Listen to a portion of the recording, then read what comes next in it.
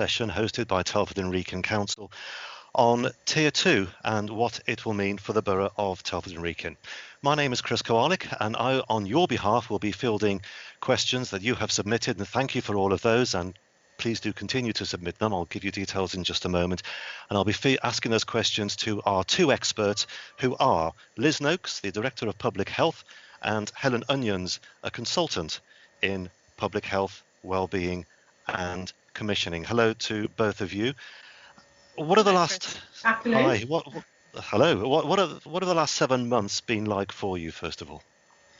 Well, it's been a huge challenge. It's a huge challenge for everyone, Chris, in terms of what we've needed to do during a pandemic. I've worked in public health for many years and have always talked about the potential for a pandemic, but quite honestly, rather hoped that I would see my career out before having experienced such a pandemic as we have here. So it has been a challenge. We've learned as we've gone along. But I've been really heartened by the community spirit that people have shown to support each other to do the right thing in terms of preventing transmission. Helen? Yeah, and just to say, well, we have been working in a much different way. Our jobs are very different. Probably personally for me, what's been really good is I've worked much more closely with schools. I've worked much more closely with people who've had COVID, who've had contacts. And my job wasn't really people focused before, so that's been really nice. But we've had to be very responsive, haven't we, Liz, and change as we're going along, as you say, learn when we're going along, and be very flexible. Now, both of you work in what's described within the council as the Health Protection Hub. What is it, and what does it do?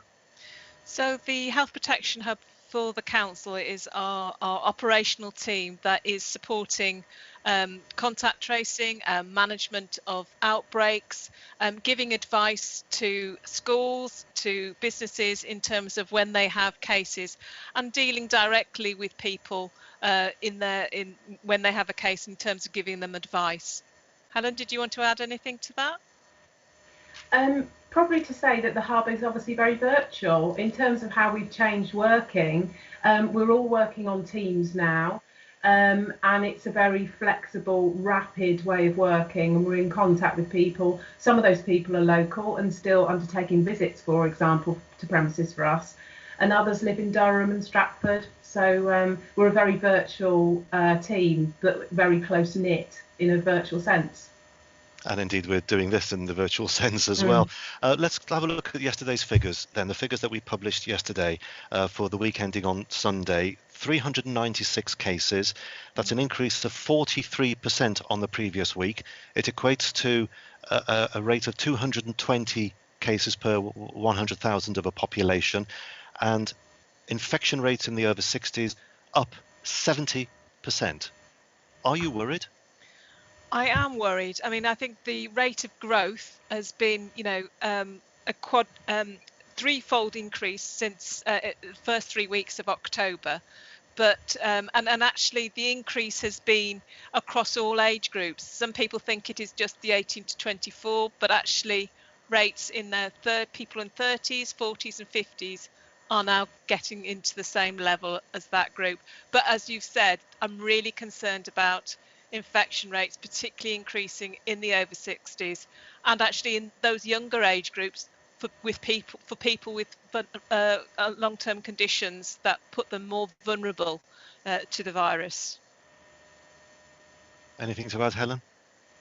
No, just to show that the transmission across the age groups means that there's a lot of COVID in the community and a lot of transmission in the community through families, through households, and through social events. Okay, we'll talk.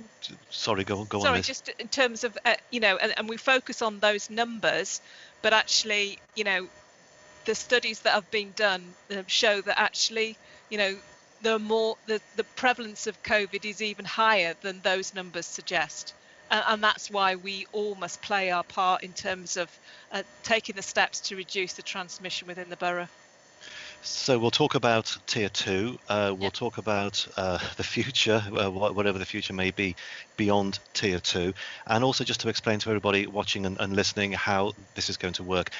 We've had an awful lot of questions that have come in since we announced this webinar. We've had an awful lot of questions that have come in since Liz appeared on BBC Radio Shropshire shortly after 8 o'clock this morning. So thank you for all of those. We've bundled those into subject areas and we'll start feeding those in.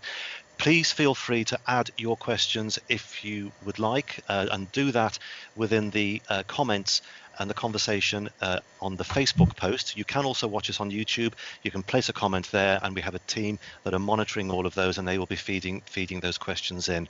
Please bear in mind that Liz and Helen both work as health professionals, and there are lots of other areas within coronavirus restrictions that fall into other things, such as the enforcement of the rules, business support, that kind of thing. We do have those other areas of the council monitoring this.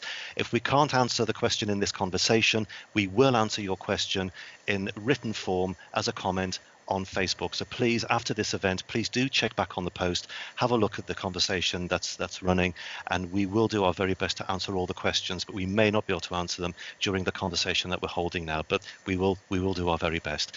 And so let's move into the questions that have come in thus far.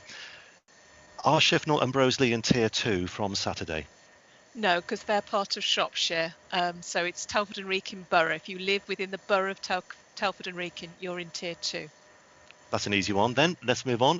Can you explain what is a support bubble and what is a childcare bubble? What's the difference? So shall I take support bubble and Helen take the childcare bubble? So in terms of a support bubble, perhaps I can use the example of my father. My father is on his own now, lives close to me, and he is in my support bubble. So as a single adult household, he can join with one other household, which is my household, and therefore I can treat him as part of my household, so he can visit me. That's not to say he can go and then visit my perhaps my older brother who lives out of the borough. That would be a different, he can't do that. He needs to link with one person, and it is because we recognise people on their own are lonely and do need their support. So that's what a support bubble is. I think, Helen, do you want to explain childcare bubble? Yeah, so childcare bubble is about when someone in a household provides informal, which could be paid or unregistered childcare to a child who's under 13 in another household. And it's really about two households.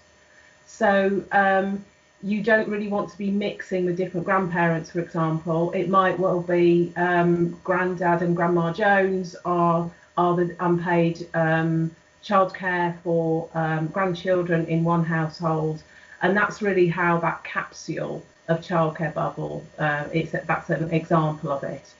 So let's stick with the grandma scenario. A specific question has come in on that.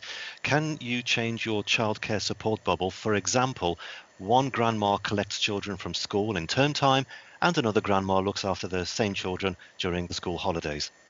No, not really. Within the guidance, that's not it would be okay if it was Grandad and Grandma Jones taking that responsibility, because it's limiting it to the two households. But in terms of the other side of the family and the grandparents, that's not really in the remit of the childcare bubble. I think can I come in terms of the principles, because it is about trying to limit the number of individuals that are mixed in that close way. So that's why, you know, those are the principles that are underlying this. So in a sense, I gave the example that my father is in my support bubble, but it can't be in my brother's support bubble, because that would be mixing a range of households together.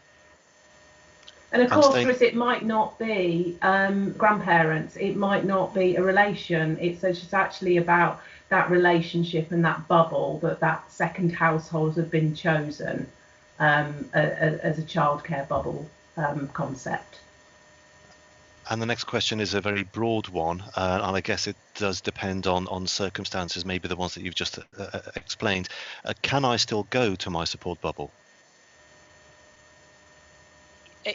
Yes, in terms of it, you know, either it's Grandma Jones's house or it is your house, but not other people's houses. It's only those two households that have joined. Moving on down the list, long list by the way. My mum had to currently shield due to being high risk previously. Will she now, when Tier 2 comes in, have to shield again? Okay, so in terms of formal shielding, hasn't commenced. The government haven't suggested that people need to shield, so people can still visit shops, go outside, but they should take those really sensible precautions in terms of face, space, hands, no household mixing, keeping your distance, and again reducing the number of individuals you meet. So no formal shielding at this stage. More I think bubble it's about questions. extra caution, Yeah. isn't it? And being Yeah. particularly careful, and particularly careful about the number of interactions you might have with others. Just being a bit safer because of the risks. So that's the broad. You talked about the principles. People are asking quite specific questions, which I'll go through, and this continues in the area of bubbles. If you're currently staying with people outside your household or support bubble before Tier 2 kicks in at midnight tomorrow, or midnight tonight, do you have to leave before this point? I think people have got to be pragmatic. We are explaining the rules, and there's principles behind those rules. So I would encourage you all to take these rules very seriously because of those principles, and try and manage your interaction with other households in a way. But I think people have only been given 2 days notice of this. So if you can rearrange your circumstances, please do that. But it is about education first. This is what we're trying to do, is explain why. Another scenario, my niece is in my bubble but doesn't live with me. Can she still then come into my house? I mean, Age of the niece, because obviously childcare bubble we're talking about 13 and under, or a support bubble would really be about that additional support when the person in the household, it was a single person household and they lived on their own. So it sounds perhaps not on that case unless she's 13 or under. Okay, there's no age in the question, so No. it does depend then on the age. My husband has dementia and I need help from my family who live around the corner. Why are we not able to form a support bubble? You should be able to support, to be able to provide. I mean, you can visit to provide assistance to someone who's vulnerable. So I suggest that this is the case. I would, yeah, I think that's acceptable. But it's 2 households minimum, minimise the households, and between 2, I think that's acceptable if it's fixed. But in the sense of that other person is really vulnerable, so that both those households need to take really good care that they are following the hands, face and space and avoiding multiple social contacts to reduce the risk of spreading it to that very vulnerable person. Will grandparents still be able to look after children even if they live in a different area? And the questioner here says they live in Cannock in Staffordshire.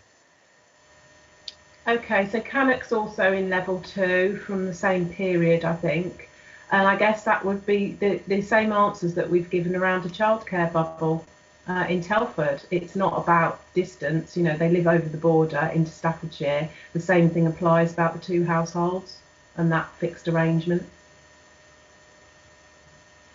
Yes, I would agree. What are the rules if you're a family carer? The questioner asks, can I still travel into Telford and Wrekin from outside the borough to fulfil caring duties? I mean, I think that's similar to what we said about the family looking after the person with dementia.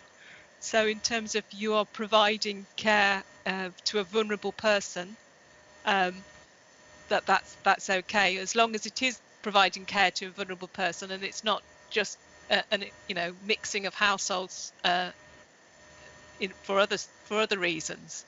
So and that would be the same, Liz, wouldn't it, if it was paid or unpaid? It would be about that support bubble that had been agreed between the individuals there.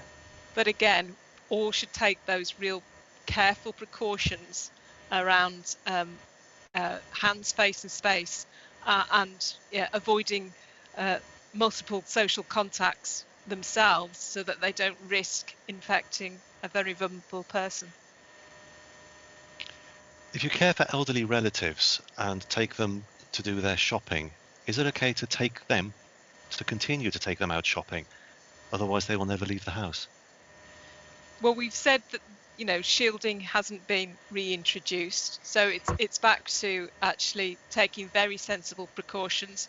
People can still visit shops, but it's about being careful once you're outside. But in terms of, again, if you're in that circumstance, you're providing support and you're in that support bubble, so that needs to be a fixed arrangement between those two households. What provision will you put in place for the elderly who are alone so that they have company? Well, I mean, in a sense, I think what we had during the first wave was that real community spirit, Chris, in terms of family and friends and neighbours keeping in touch with each other, keeping in touch with people, not going into people's houses to keep in touch with people, but actually being able to try and keep in touch in those other ways to give the support. And that's what we've found, very creative ways of doing that during the first wave. And I hope people find those creative ways to do that again. And that could be virtual, couldn't it? It could be virtual through FaceTime or something like that, or could be, over your garden fence kind of thing. We've seen quite a lot of that. I'll just give you one or two more questions. I'll then give you a breather because it's almost like an interrogation, isn't it? There are so many questions coming in, and please do continue to fire those in. I'll give you the details on how to do that very shortly. Why can you go to public places indoors with strangers, but not with your own family? Well, indoors in public places, you should be all socially distanced, sitting on separate tables. I guess what the question is asking is that you might go into a pub, you might be with your own household sitting separately at a table, but there are lots of other people in that same room sharing the same air.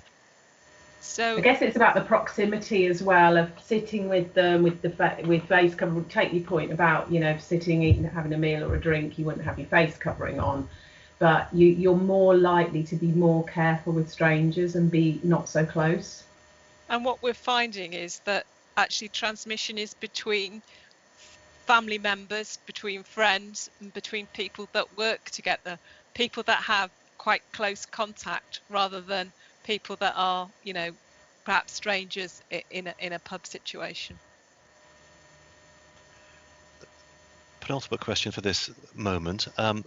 What help can there be for pregnant women during these times? The scenario being that there are women going through miscarriages alone because they're not allowed a partner through it all when they mostly would be living in the same household.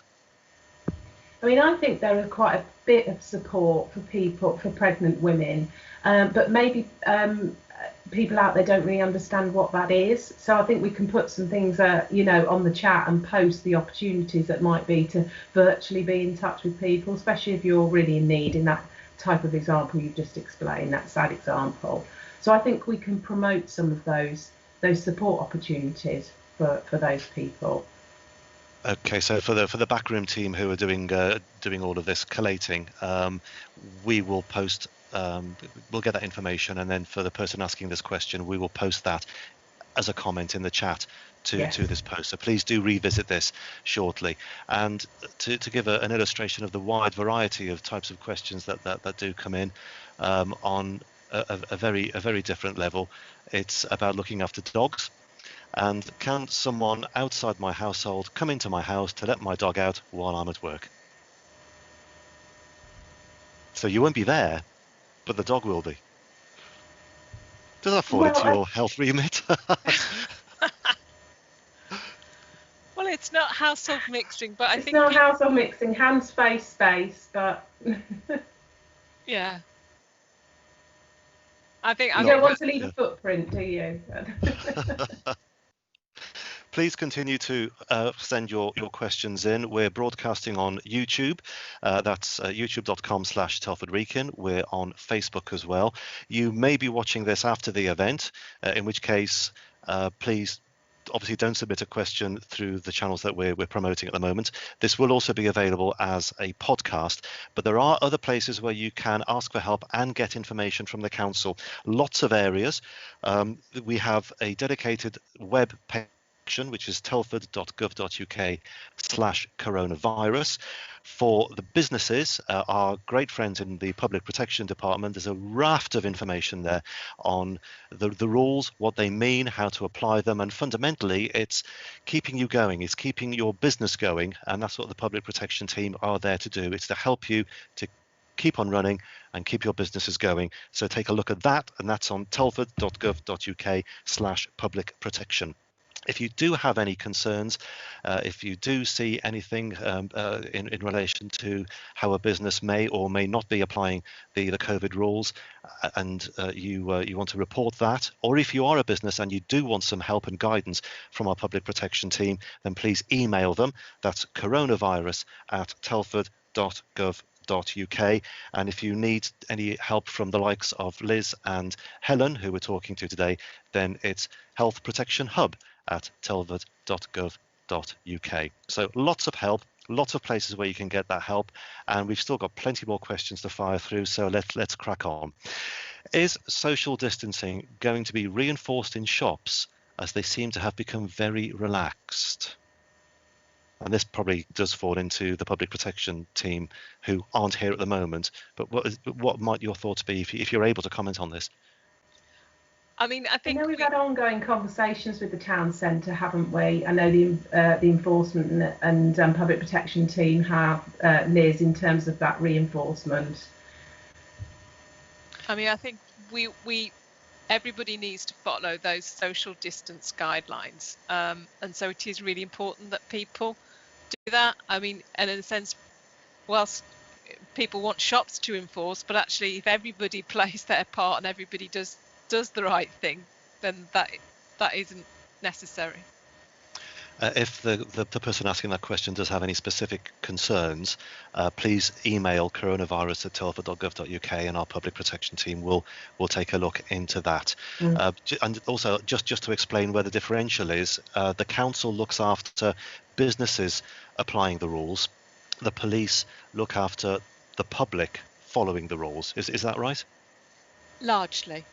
Broadly speaking, and they do share information between each other. So if that report comes into one and it should be looked after by the other side, then they do share that intelligence as well. So please do report it to us. You can also report COVID breaches to West Mercia Police by going onto their website, which is westmercia.police.uk, and click on the report button. We've received an awful lot of questions about schools. Why are schools allowed to remain open, and why can you only meet in groups of 6 outside, but classroom bubbles of 30 plus are deemed to be safe? Well, I think that this is about actually recognising how important education is to children and young people. So the government is trying to keep schools open because of that, the importance to children now and in the future of education. In terms of outside, there is less risk in terms of the virus spreading when you're in an outdoor setting compared to an indoor setting. So that's why there's a difference.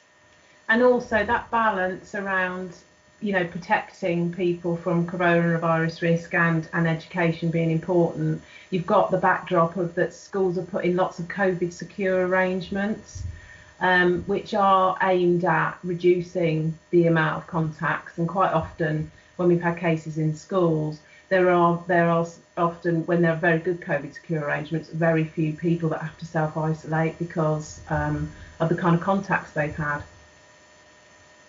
Staying with schools, why are schools not allowed to ask parents to provide evidence of a negative test result prior to letting a symptomatic child back into school? Is that correct? Yes. It is. Okay. Yeah, negative results aren't required for a symptomatic child, because you need to, either look at. Sometimes this might be about a second test and requiring a second negative test, and that that's never asked for outside of a healthcare setting. So I mean, in a sense, if you are positive, you need to isolate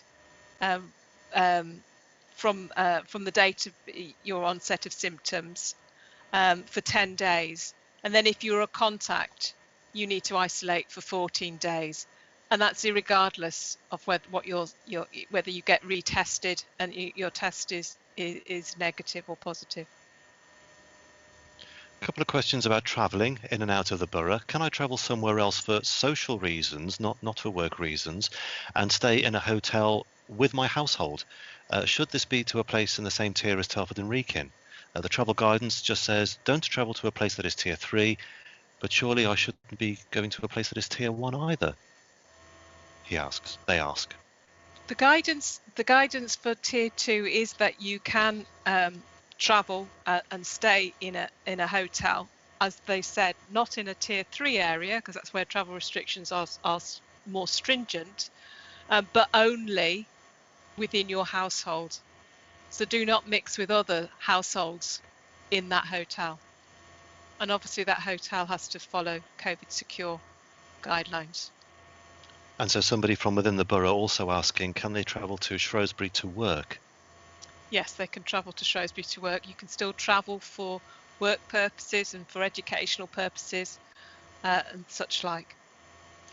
Just to explain, we've got different parts of the country, tiers 1, 2, and then a little bit further away you've got tier 3.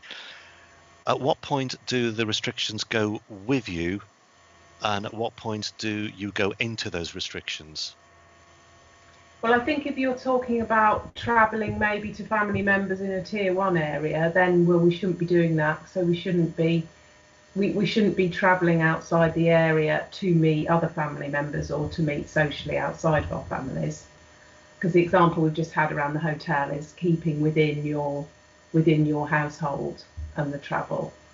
So limiting travel really is, especially when there's mixing, is what the restrictions are about. We've had a question that's come in relation to support for businesses following reports in the Shropshire Star about some businesses closing temporarily due to cases of COVID. They're asking to share what financial support there may be available. We will refer this to our business support area, to our business support department, and we will post an answer to that one. Remember, Liz and Helen are health professionals, but we will refer that question over. Can we have someone move in with us to become a bubble or part of a household?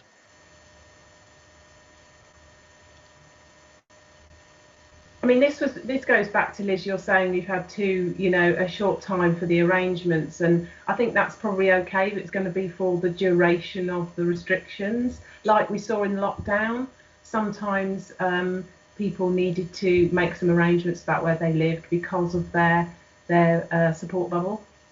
And I think you're right in terms of, I mean, again, we've talked about support bubbles and childcare bubbles. You can't chop and change these arrangements, because that goes against the principles that you are trying to reduce household mixing and reduce the number of individual interactions you have with others. So it has to be a stable arrangement going forward, rather than, an in-out situation. A good example of this, Chris, was when students went back to university. So they changed their living arrangements and went back to their university town when they were moving. For those that are moving, some are at home, of course. That's a good example, because what students are asked not to go home during their term time, because they don't want to have that household mixing at that point in time. So to limit the amount of travel and household mixing is the key thing. Mentioning students, in the report that we've been issuing on a Thursday, giving the numbers, we have added in the last few weeks some clarification regarding students, haven't we? Because some of the students that appear in the official numbers as being part of Telford and Wrekin aren't actually here, are they? Yes, I mean, a number of weeks ago, we had some students that were actually in their home address was here, but were actually either in Manchester or Birmingham or Exeter, Having a for big party in example. Coventry or something like that. Well, we hope not. So, Well, we've seen the videos, but anyway. but now we can see on the information we have, we can see whether an individual has one address in Telford and Wrekin and whether they're giving an alternative address as well. So we can sort of pick up the students in that way. And I think that was very much a start of term thing, wasn't it? A bedding in thing, Liz, because in September and early October, we were seeing quite a lot of that. People had moved from Telford and Wrekin into their university city. They were putting down Telford and Wrekin as an address. They might have only recently moved. Whereas we're seeing a lot less of that, because perhaps those people are putting down their first choice of address is where they live in their student city or town. And so it's on the theme of the reporting of cases and where they are that somebody has asked in relation to the Shrewsbury and Telford Hospital Trust. Of course, one hospital in our borough, another one in Shrewsbury in Shropshire County. The questioner is asking, why are the cases in hospital being lumped together as one and not separated into the Princess Royal Hospital and the Royal Shrewsbury? Well, we obviously have the information for both sites, but actually our residents can go to both sites. And actually, in terms of understanding the situation, we need to understand the overall situation for the hospital rather than breaking it down, because it is about the hospitals going forward being able to cope with the number of patients that they have, regardless of where they are resident.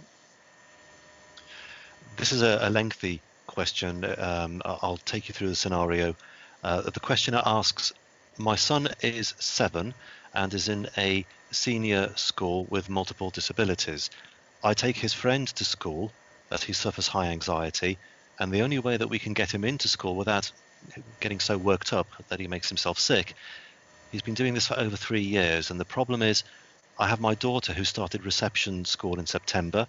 I have to drop her off outside school to my cousin, who walks her in for me. Her daughter's in the same class. Can I still do this, as I'm entering nobody's house and nor are my children? I'm just taking one boy to school, but outside our bubble. I mean, it sounds like the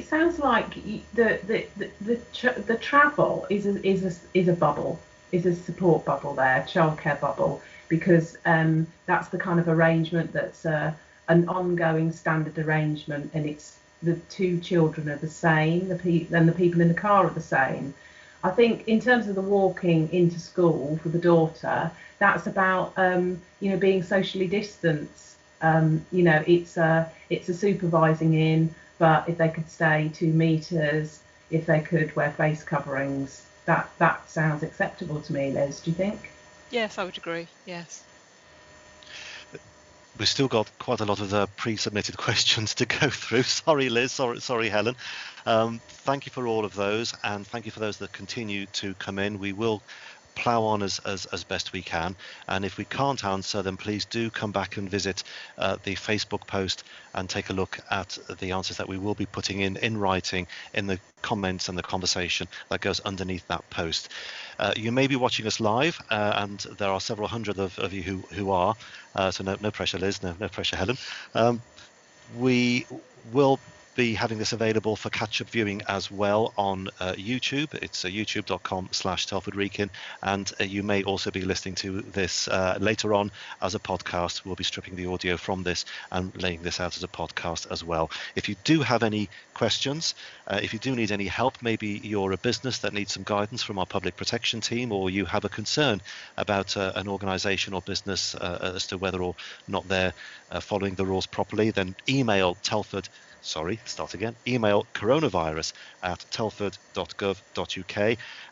If you wish to report any COVID breaches to the police, you can do that online as well by visiting their website, which is westmercia.police.uk, and click on the report button. It'll then take you down to a menu where you can then report COVID breaches.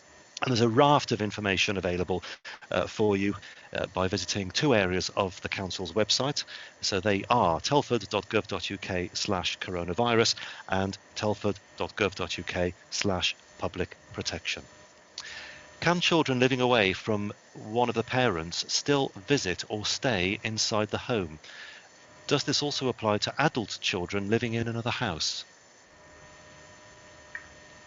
Well, separated families were considered to be linked in one household, weren't they, all along? So I think that those arrangements do apply. Adult children less so, because it's about care and support between the two parents, isn't it? But for children, that's always been the case since the lockdown restrictions. Yeah. A few of the questions which we'll acknowledge that have come in, but it's really not I think in Liz and Helen's remit to be able to answer.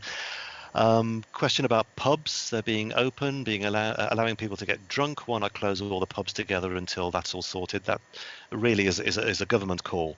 But then the enforcement of that would fall on the local authorities to make sure that businesses then comply with the law. What action is being taken about families who are still visiting each other in large groups? Would I be right in saying that this really is something that should be reported to the police, and the police would deal with that? It doesn't fall within the council's remit to do. Yes, the police are the enforcing body, but at this stage it's about educating people and explaining why we need to all follow the rules as we describe them, but the principles behind that, in terms of why it's not good to mix households together because of the risk of transmission. But Liz, I've heard you say before that fundamentally the issue of the virus transmitting is within the home. It is within houses, isn't it? Yes, I mean, close contact within your own home.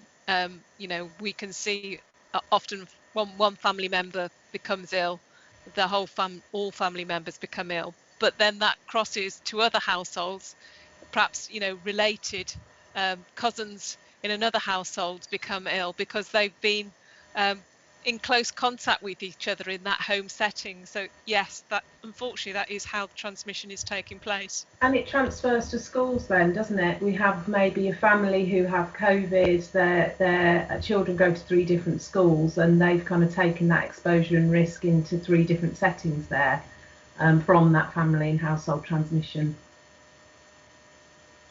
So is that why, because people have been questioning, why are pubs allowed to open? Why are we allowed to be in an environment with lots of other people? Why is that allowed to happen? But I'm not allowed to see those very same people in my house. Fundamentally, is it, for want of a better description, is it more dangerous at home than it is going into a pub?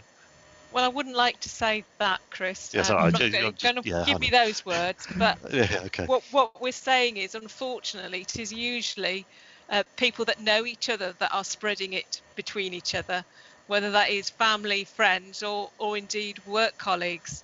It is largely spread through people who are known to each other. I think it's the closeness, isn't it? We've all become much more aware about how we are with strangers, in shops and in other places, around face coverings and distance. But that's not quite so, when we're with familiar people, we're much closer. There's a question from someone who is due to have a baby very, very shortly, and who asks, my kids will be going to their nans and granddads. I'm assuming this is okay because of the circumstances. She's about to have a baby. That's 2 households. That's fine. They're a childcare bubble. A knock-on effect of the COVID pandemic is people developing poor mental health, asks the questioner. What contingencies are in place to support local communities with stress and anxieties, etc.? Well, I think, again, similarly to what Helen said about pregnant mums, I think in the chat we can signpost people to a range of different support organisations that are available, and actually the council have commissioned during COVID to support people with some of the anxieties that this pandemic has created. So we can give that information in the chat box.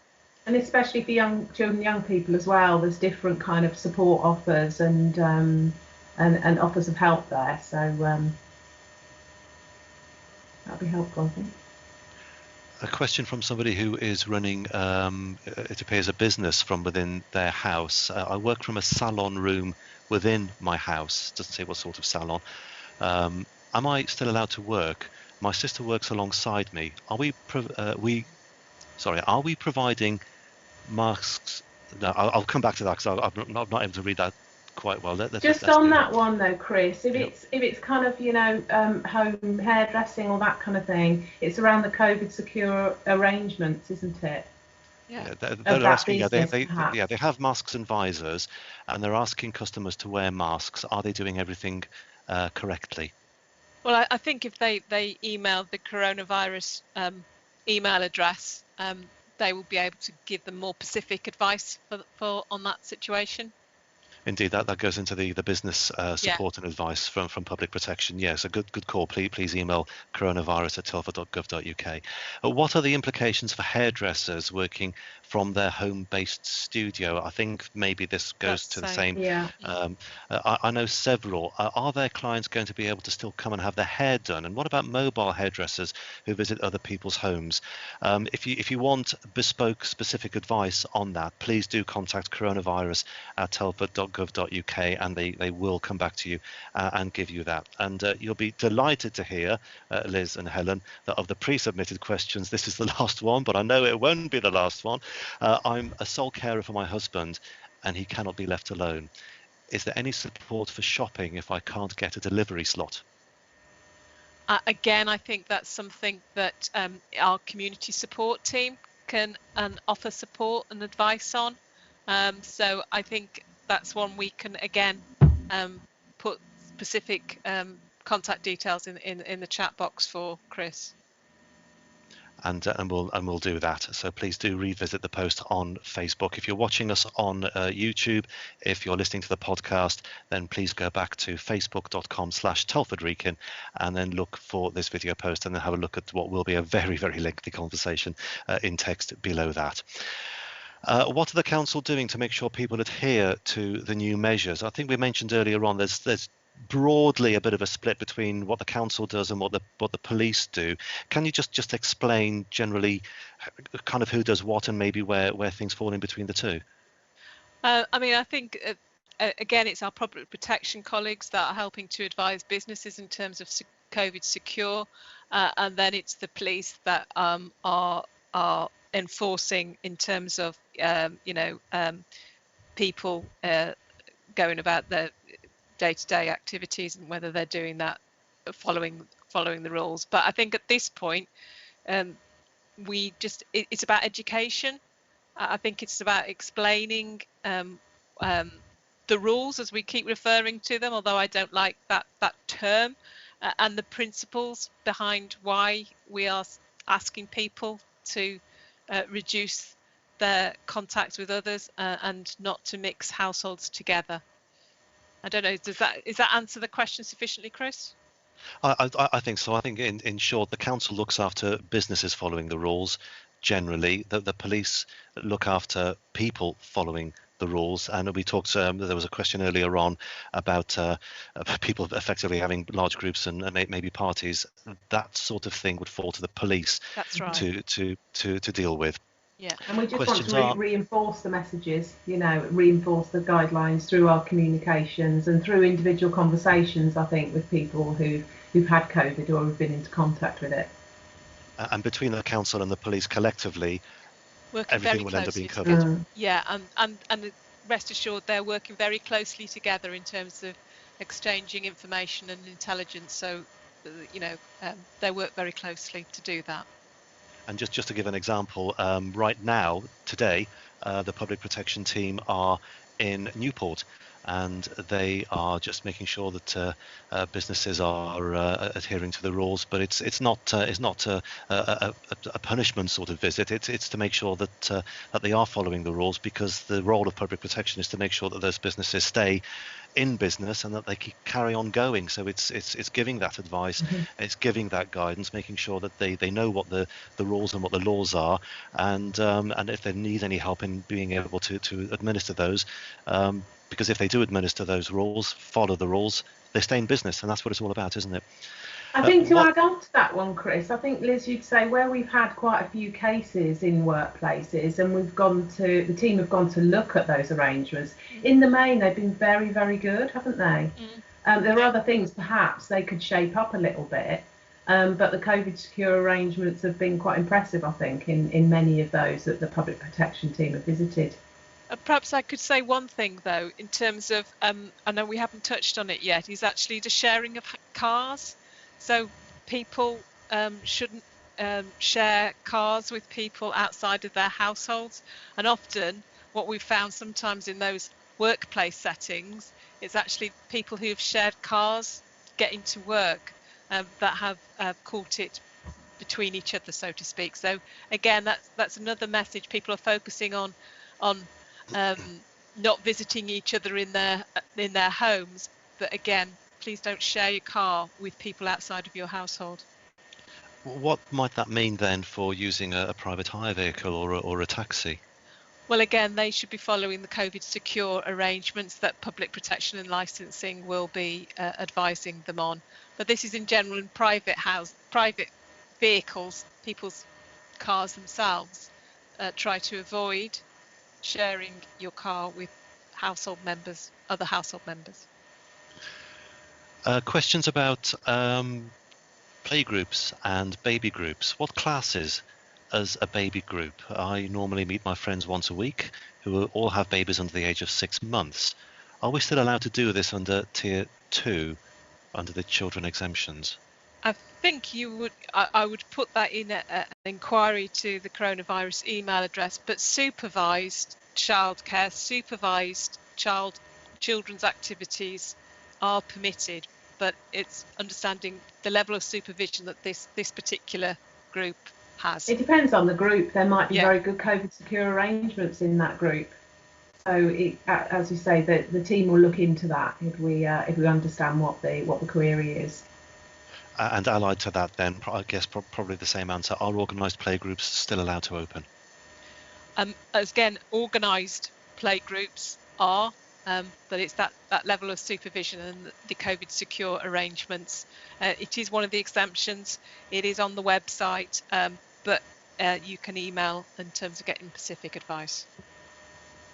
On the subject of sport, my friends and I play football at AFC Telford at the weekend. There's anywhere between 10 and 12 of us. It's outdoors. Appreciate it's more than 6 separate households. Is this something that we can continue? We haven't been able to find any concrete evidence or guidance online. Again, I would raise that with AFC Telford, but I think outdoor sports continue as long as they're following all the recommended guidance. But indoors, sports and exercise classes, for example, can only go ahead if you are not mixing households, or there's sufficient steps to make sure that people aren't mixing between households. A personal circumstance question. The questioner says, my wife and I are separated, currently living with my mum temporarily, so that's one household. Plus then I still go into my ex's house to visit the son and do a bedtime. I have my son 2 days a week, occasionally at my mum's house. If I move into my own place, can that bubble still exist, as there's no personnel changing? I'm just living on my own instead of my mum's place. Just looking for some clarity on bubbles here. I think Helen covered that earlier in terms of parents that are split, in terms of still being able to maintain contact. We do want you to minimise the households, don't we? Yeah. But when it's single people, it is seen as slightly different in the guidelines, I think. Going back to car sharing for a moment, I think the answer was already there. But in the context of car sharing to and from school, is that allowed? No, I mean no. In terms of between principles apply, I guess. The same principles apply. Yeah. So please don't mix households within the same car, going to school, going to work, etc., etc. Unless it's a very specific support or care bubble that's so fixed. Which we've had examples of earlier. What are the rules on ending one support or childcare bubble due to a change of circumstances, and starting another? And is there a time lapse period? I don't think there's a specific rule about that, but the principle is that you shouldn't be chopping and changing your support bubble or your childcare bubble. So So you can't sort of pick and choose from one day to the Mm. next, basically. no, It's minimising, isn't it? Again, and reducing the contact and the number of households that you can. My son has separated from his wife, but they have 3 children. He currently lives with me, says the questioner. So can he see his 3 children at his partner's house? yes. I think back to what we'd said earlier around parents that are split and children being able to see both parents is really important. We're going to the important subject of going to the pub. Is going to a tier 1 pub from a tier 2 area and mixing with other households against the law, or is this guidance? It is not permitted. You know, you shouldn't be trying to cross the border into a tier 1 area and mix your households there. So it is. I think it is legal. It is law from Saturday. From 0001, so just after midnight tonight, isn't it? Just after midnight tonight. Going back to the shared car story again, it's another specific scenario within this. Can people still share a taxi? So it is a taxi to go to a specialist college. I think if it was the same people, it would be a support bubble scenario, wouldn't it? I think the guidelines are about not using a support bubble or a childcare bubble concept for the purposes of meeting up and doing more socialising. It's much more those fixed arrangements that we know families and households have, and that they need to be able to kind of go to school and go to work. A work question, but the boss works at home because that's where his office is. So can the employee go to his boss's office, which is in the boss's house? Is that still allowed? Depends if it's COVID secure, because that's what working arrangements are supposed to be like, and they're supposed to be in an office, be COVID secure arrangements, and they may have that in place, even though the office environment's in the home of the manager. My child goes to 2 different informal childcare settings. We're going to do 2 different parents. What do I do now? Well, technically, as we've described, you can only form one childcare bubble. So it's a bit of the mixing and matching, because that is where you start to mix the households. So you sort of have to choose who your childcare bubble is. Although it said setting, so it could be about a playgroup, and it could not be so informal. So I think it really depends, doesn't it? I think perhaps we don't know the detail there, Chris. That is as detailed as the question is. Okay. It's very, very, very broad. There's a question specifically about Bliss Hill, but I will broaden this to businesses. Is there any change in businesses, and in particular here they're asking about Bliss Hill Museum, being allowed to stay open between tiers 1 and 2? Is there any change in that? Does anybody have to close as a result of going from tier 1 to tier 2? No, not that I understand. No, I mean it is more when you're going into tier 3 that those types of restrictions start to play in. We're going back to car sharing. It's a popular one. Sorry. What about small businesses and car share going to and from houses to fix things? So these are tradespeople going into people's houses to make repairs, but they'll be sharing a vehicle in doing that. Well, I think that's for work purposes. So in a sense, and again, you try and limit it as much as possible, but that is for work purposes rather than actually in work purposes, rather than travelling to the office and back. I think we'll carry on till 1 o'clock. and we'll quick fire the last few questions, and then after that we will give the opportunity to continue for questions to come in, and we will do our best to answer them. Who knows, we may be doing it again because the questions can still continue to come in, and I'm sure that when Tier 2 does get implemented after midnight tonight, then people will start to experience new things, and they will be asking new questions, and we may have to do this again. But we'll carry on till 1 o'clock.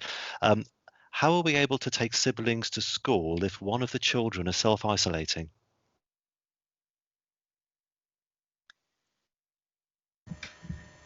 Well, that's okay, because if they're a contact and they're self-isolating, then those restrictions around the rest of the family don't apply. It depends, sometimes whole families are self-isolating, aren't they? But actually, if only one person's a contact, then the other child can be taken to school. It's just that you need that one person who's a contact to be isolating.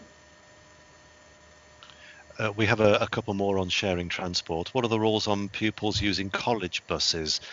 The questioner is concerned as their child is made to sit next to other people. I think, again, there's those COVID secure arrangements that we have in place in terms of for transport. So I think, again, our transport guys could probably answer that question. So there hasn't been any change to those arrangements as a result of going into Tier 2. And it's more of a comment, but this is full of contradictions, says the commenter. You can use a taxi, but not your dad's car. Your kids can mix in playgroups, but they can't mix with mates from 2 different houses. It's all about the protection, isn't it, and the risk. So I think that the COVID secure arrangements in taxis and in childcare settings are different to the informal ones. And you're probably closer and the risk is greater. So I think that's a distinction. And we'll round off on this one. Myself and 3 sisters, all from separate households, care for our disabled mother. My understanding of current rules is my mother just picks a household to be part of. This just does not work for us, as we currently share the responsibility of caring for our mother. That is a difficult one, because she's correct in terms of what we've said, is that it's one household can make a support bubble with one other. So that is a real challenge for families, and I understand that. But in terms of giving you the guidance, that is what the guidance is. Now, in terms of, we've spoken about the guidance, we've spoken about the rules. Let's just reiterate and confirm, who makes the rules? The rules are the government have issued the Tier 2 rules. They're on the government website, following advice. So the government makes the rules. We're just trying to help you understand them. We're trying to help you follow them, but also it's our job to enforce them as well, isn't it, as a council? Yes, but and the police. Yeah, but it's almost, I think, I'm hoping that Helen and I have tried to sort of highlight the principles behind the rules. So whilst it is about transmission is taking place between people who generally know each other through family, through friends, through workplaces, and that's what we're trying. Those are the principles, and reducing the number of individual people you meet on a daily basis is how we can get this virus down. So the rules have been created to try to enable that to happen, whilst also enabling people to go about their business as much as they can. And for how long can we expect Tier 2 to remain? When might it be reviewed? And I guess it's the government that reviews it, is it? It is, but it in a sense, as I understand it, at this point in time, it will be reviewed if our case rates, the number of cases, actually start to fall in a sustained way. So that is, going to be difficult, and that's why we need everybody to play their part. So it isn't a plateauing, it isn't a slowing of the rate of growth. It is actually a reduction in the number of cases is when they will review Tier 2. And it's not restrictions. therefore after a set number of days, because there has been mention of, in 14 days it'll be reviewed. So it's not like that, is it? No, I think tier 3 is in a different category. They have a review period for tier 3, but as I understand it, tier 2, the restrictions remain until we have a sustained reduction in the number of cases. And what about tier 3 and the possibility of the borough going into that? Well, we're trying to do all we can to protect people and support people to do the right thing so that we don't need to go into tier 3. But obviously everybody understands how the cases are escalating within the borough. So at this stage, we are trying to explain why people need to take action, and that we all have a role to play, so that we can avoid going into tier 3. But you know, we all know how things can escalate. Any final thoughts from you, Helen? No, it's really good to hear the questions come in. You know, we hear some of these kind of things in the hub. Sometimes it's very specific, isn't it? People need to know for their own arrangements, for their care arrangements and their family arrangements. So it's just really interesting and good to hear the kind of variety of questions coming in. And interesting to get your answers. Thank you very much for your time, Liz Noakes, Director of Public Health for Telford and Wrekin, and Helen Onions, Consultant in Public Health, Wellbeing and Commissioning. Thank you for all of your questions, which still do continue to come in. We will be monitoring the questions in the conversation and in the comments on the Facebook post, and any that have come in on YouTube. You will be able to catch this again on Catch Up, certainly on our YouTube channel, and we will be turning this into a podcast as well. I'm pretty sure that we may be doing this again, because I'm pretty certain that there'll be many more questions coming in. So thank you again. Stay safe. Catch you soon. Thank you. Bye.